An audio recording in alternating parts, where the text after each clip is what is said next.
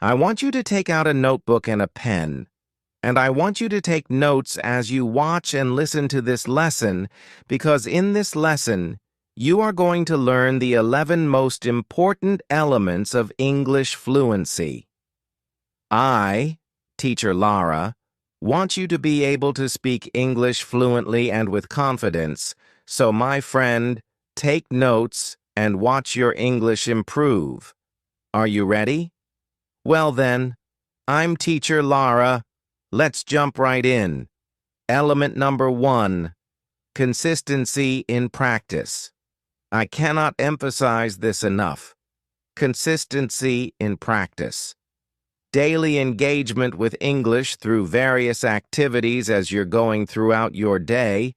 When you wake up in the morning, when you make your breakfast, when you meet with other people, constantly be thinking in English, constantly be thinking of ways to describe situations in English. If you meet someone and you find out that either they're learning English or they are a native English speaker, try to speak to them, try to speak with them in English. Again, number 1, consistency in practice. Why, you might be asking, is this so important? Here is the first reason why this is so important. Reason number 1, it builds muscle memory for natural English expression. The more you do it, the easier it will become. Here's the second reason. It creates lasting neural pathways for language retention. The more you do this, the more you are telling your brain, hey, this is a habit I want to make sure is a part of my life moving forward. It will help you speak easier, more fluently, and with confidence. And the third reason why it's so important for you to remain consistent with your practice is that it develops automatic responses in English conversation.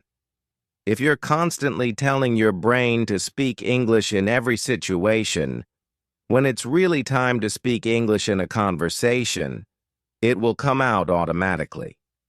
So, number 1, consistency in practice.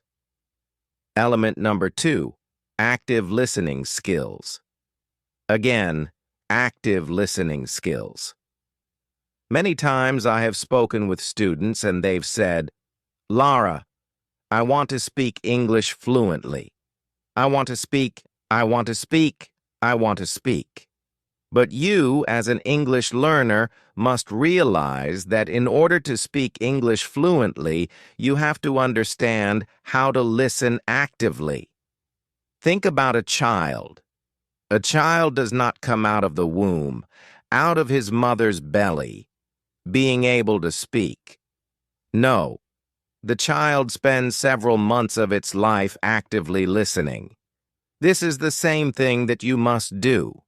Regular exposure to native speakers through podcasts, movies, and conversations is important. Why, you might be asking specifically? Here's the first reason why this is so important. It trains your ear to recognize natural speech patterns and intonation. In order for you to be able to speak naturally, you have to hear someone else do it first. The second reason, it improves your comprehension of different accents and speaking speeds. You are used to my accent, you are used to my speech pattern, but the more you listen to others, the more your ear will be trained to understand other people's accents as well. And finally, it helps you internalize correct grammar structures naturally. Now you're probably saying, wait a minute, Lara, you never teach us grammar. You are correct.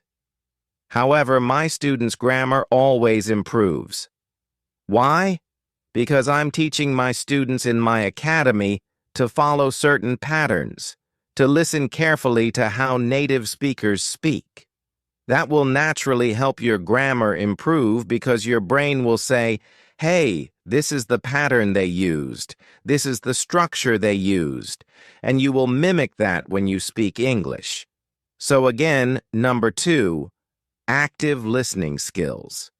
Element number 3, Vocabulary building.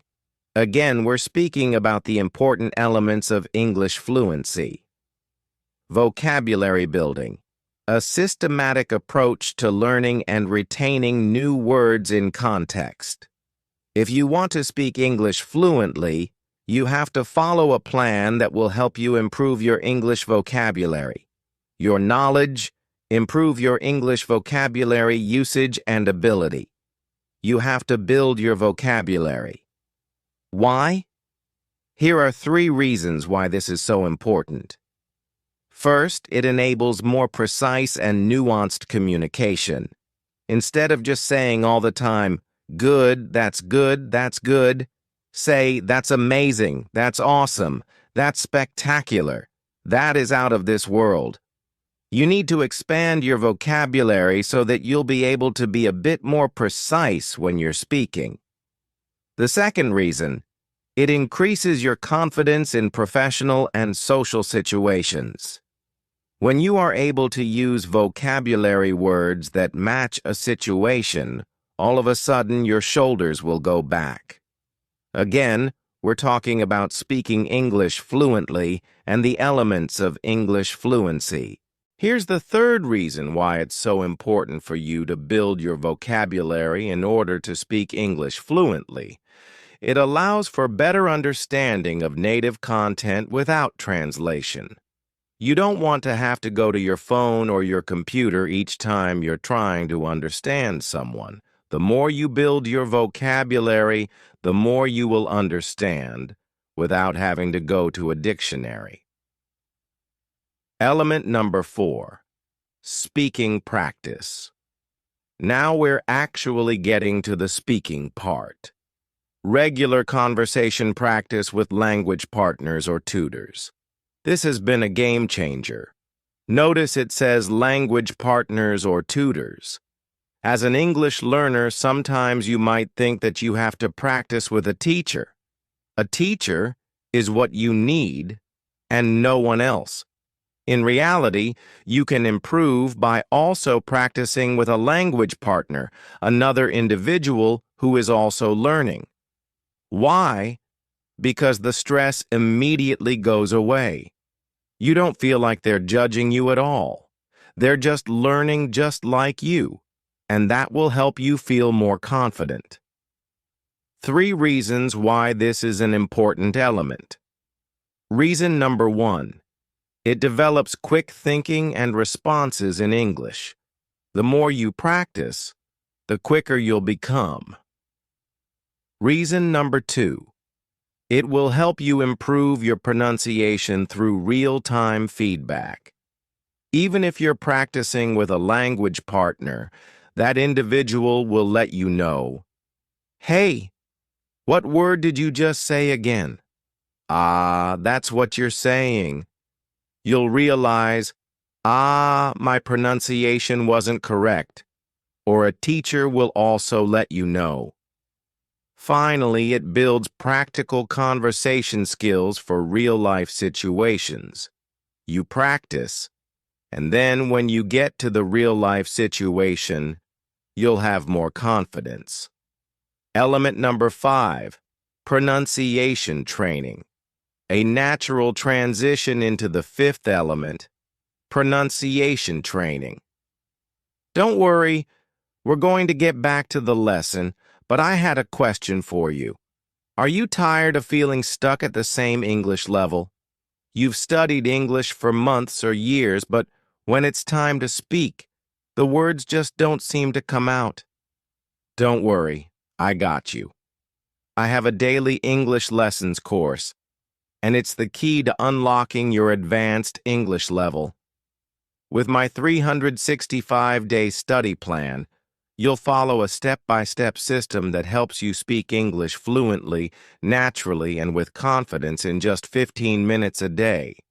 You don't need a multitude of expensive courses or endless grammar drills. Just follow the plan, achieve small wins, and watch your English be transformed. My students are already seeing real progress.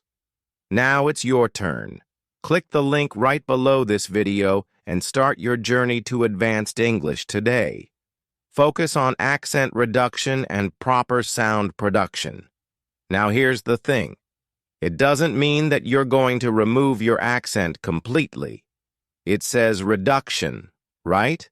And proper sound. For example, if you go to one of the southern states and you speak to an American there, they will sound completely different from me, your English teacher. However, you'll be able to understand what they're saying. Once you get over their accent, you'll understand the words that they're using and the words they're saying. Why proper sound production? We're focusing on getting the sounds right. I'm saying this because sometimes English learners, and maybe you as well, get stressed because of their accents, and I say, listen, you want to reduce the accent a bit so that we can understand certain things, but make sure your sound is correct. For example, the th sound. Your tongue has to come through your teeth. The not duh. That's the da sound, which is not correct. So learning the correct sound, again, not being stressed about your accent, the way there, this, thus, putting your tongue through your teeth, learning the right sound production. 3 reasons why this is so important. First, it ensures clear communication and prevents misunderstandings. When you learn the proper sounds, communication will be clearer. The second reason, it increases your credibility in professional settings. When you're able to make the proper sounds, you'll gain more respect. Finally, it builds confidence in speaking with native speakers.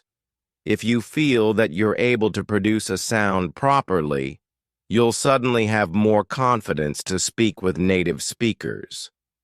Element number 6, writing skills. We're speaking about English fluency, and we have to tackle each and every element.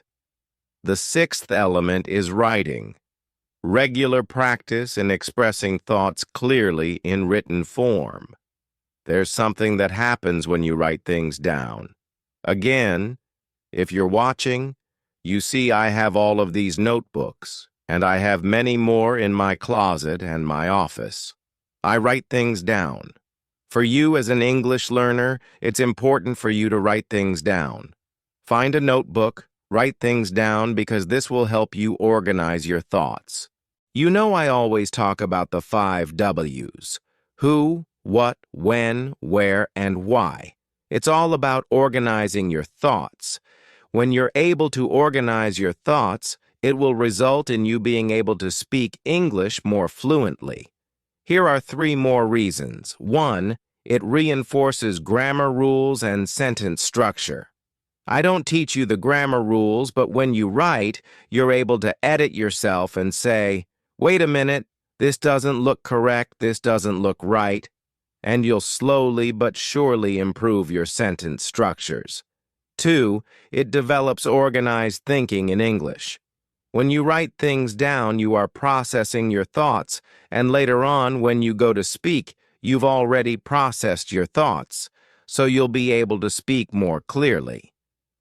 3, it improves professional communication abilities. Even when you get into a professional environment, you'll be able to speak well.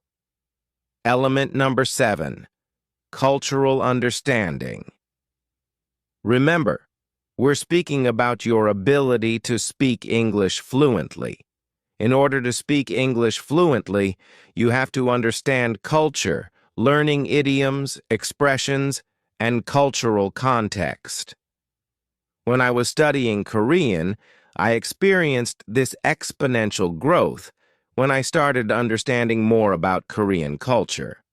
So why is it so important for you as an English learner to understand culture? First, it prevents cultural misunderstandings in conversation. Think about it. If you're speaking without understanding the culture and you offend someone, all of a sudden they'll stop listening and you'll think, oh, my English is not good, when it has nothing to do with your English. You have to understand the culture. Second, it enables you to use expressions in a natural way. When you understand the culture and the idioms, you'll be able to use them correctly. Finally, it will help you build strong connections with native speakers. The more you understand American culture, if you're learning American English, the more naturally you'll speak, and the more comfortable native English speakers will be when they speak with you. It's very important. Element number 8, goal setting. We're speaking about English fluency, and there are so many elements that are attached to you speaking English fluently. Number 8 is goal setting. Clear, measurable objectives for learning the language you're trying to learn, which is English. So on this language journey, you have to set clear goals. Let me explain why this is so important. Reason number 1, it maintains motivation through visible progress. I mentioned earlier all of my notebooks. Write things down, set goals that you can achieve. Don't set a goal to learn 150 words a day when you have a job, a husband, a child, and you're too busy. Set a reasonable goal, and you will stay motivated as you track your progress. I learned 1 word today. I learned 1 word yesterday. I learned 1 word 2 days ago. You'll start feeling better. Reason number 2. It creates a structured path to fluency. You can track your progress.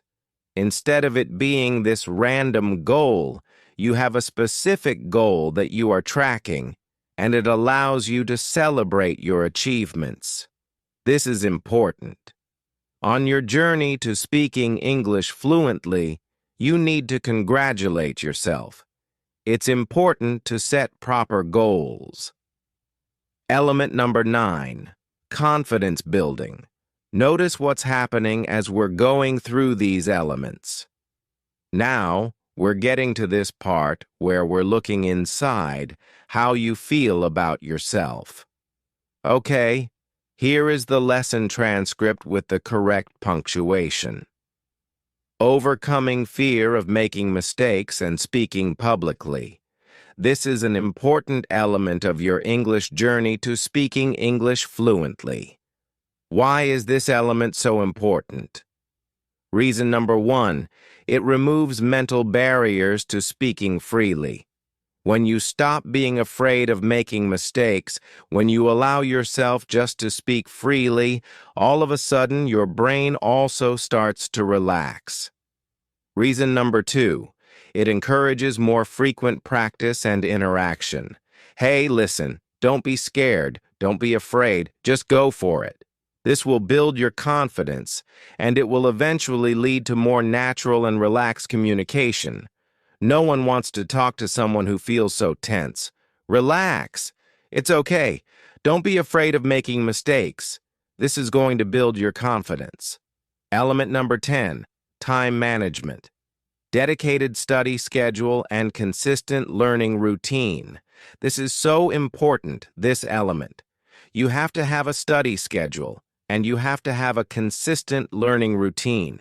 Even though you might be living a busy life, you can find 5 to 10 to 15 minutes a day to study English, but set aside that time and follow a plan, follow a schedule. Why is this so important? Reason number 1, it ensures steady progress through regular practice. We're trying to help you speak English fluently. It will also prevent burnout by maintaining balanced study habits. If you don't have balanced study habits, you're going to burn out. 1 week you're studying hard and you're like, I'm just too tired.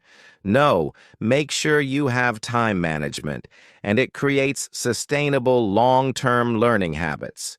Hey, if you're managing your time, you'll be able to consistently continue to study English over time. Element number 11, self-assessment. Regular evaluation of progress and adjustment of your learning strategies.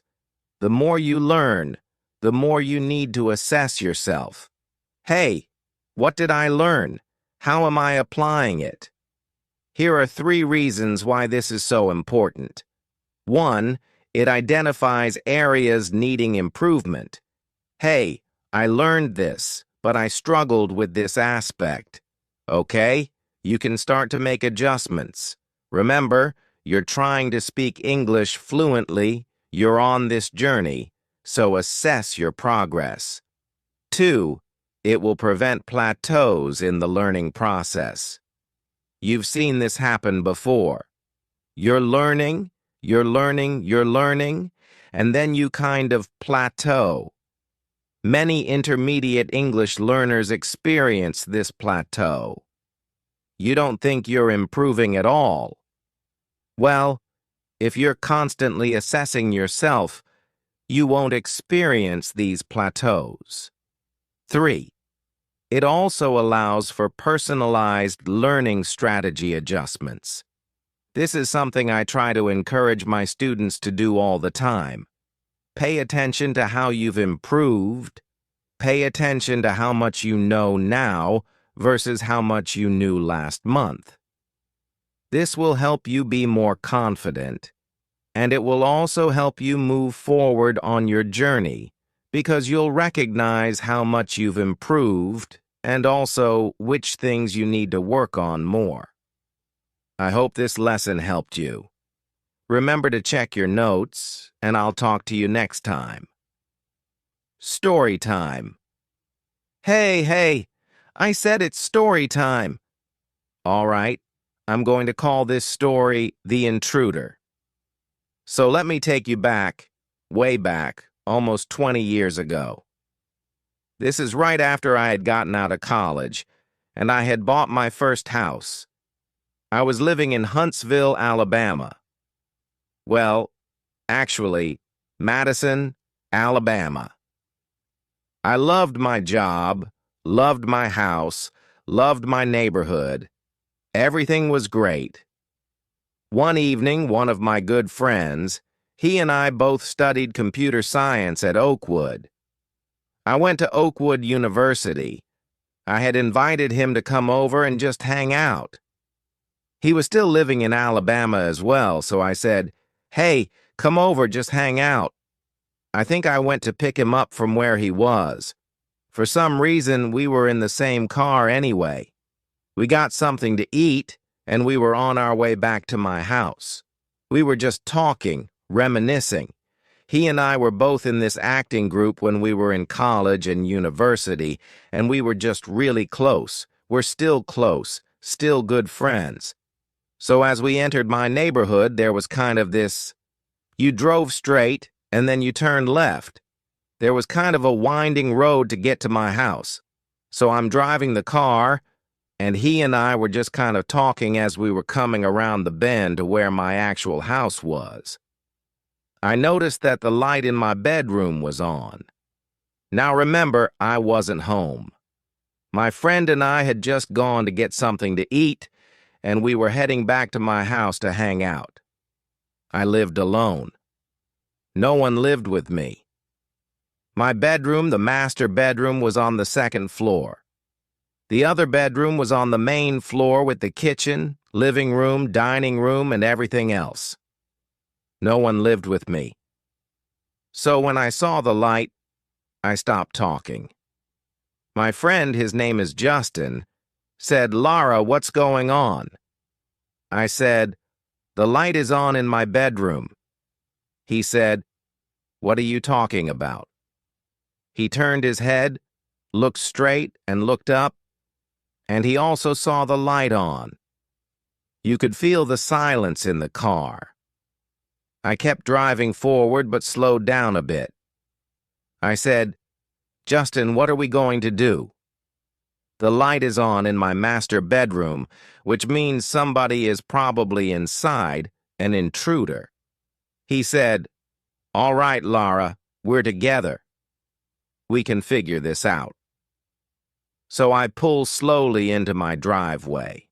I said, "All right, so we're sitting in the car. The light is still on in my master bedroom." I said, "All right, what's the plan?"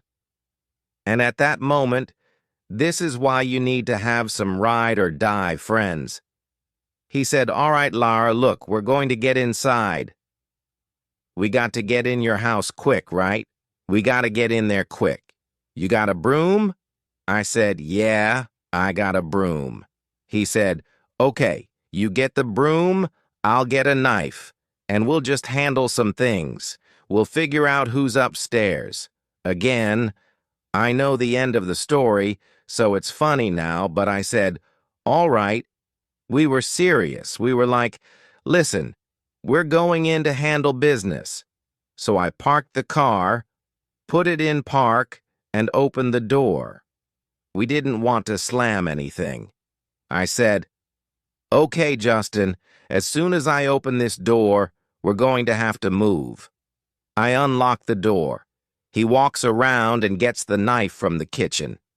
I get the broom and he says, "Lara, I'll go ahead." I said, "Okay."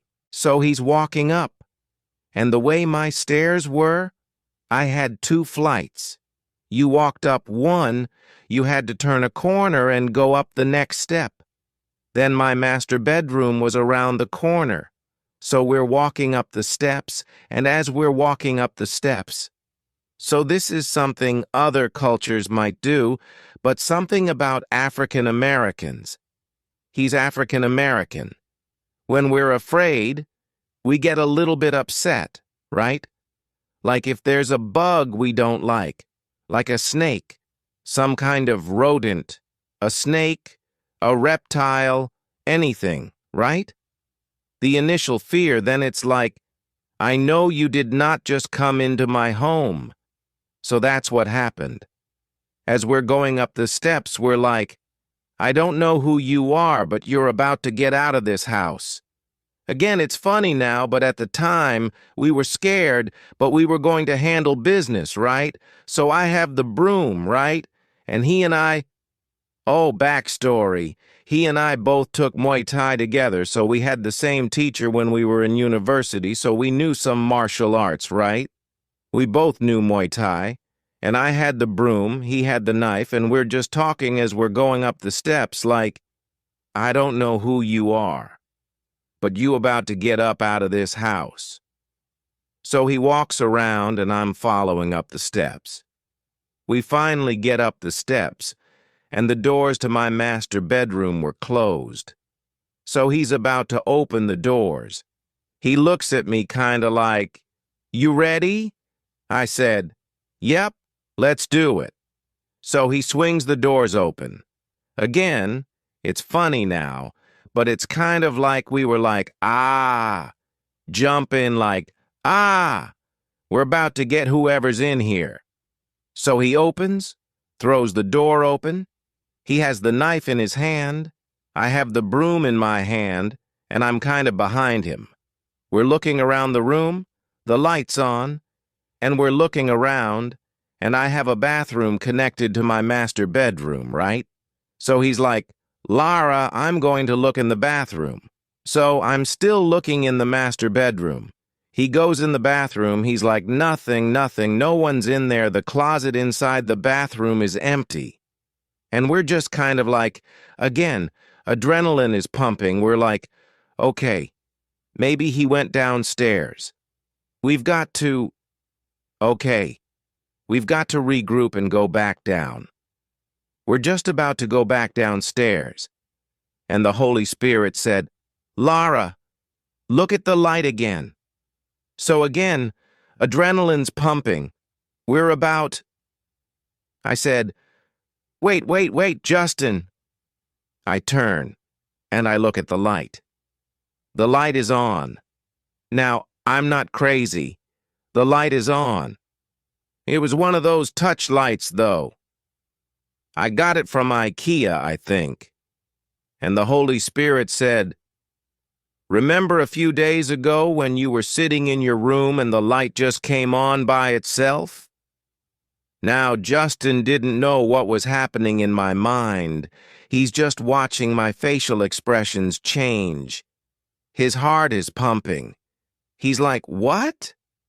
What are we doing? What are we doing?" And I'm like, Huh?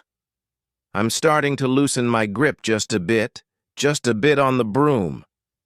The Holy Spirit said, "Remember when the light came on by itself, the touch light? The battery is malfunctioning a little bit." He said, "Don't you think that's probably what happened?" So I look at Justin again. His adrenaline is still pumping. He's like, "What? What?" I said, "I think we're good." He said, "What do you mean?"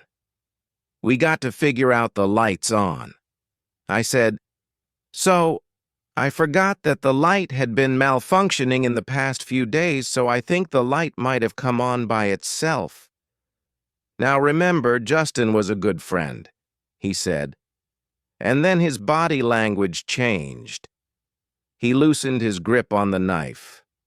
"Ah, okay." And then we both just busted out laughing, so we got a good laugh out of it. Again, I'm holding this broom, he has the knife, we're looking at each other and we're just laughing. And we said, "One thing's for sure, if there had been an intruder, we would have won." That's my story. Maybe you had a story like that. Let me know in the comments and I'll talk to you in the next lesson.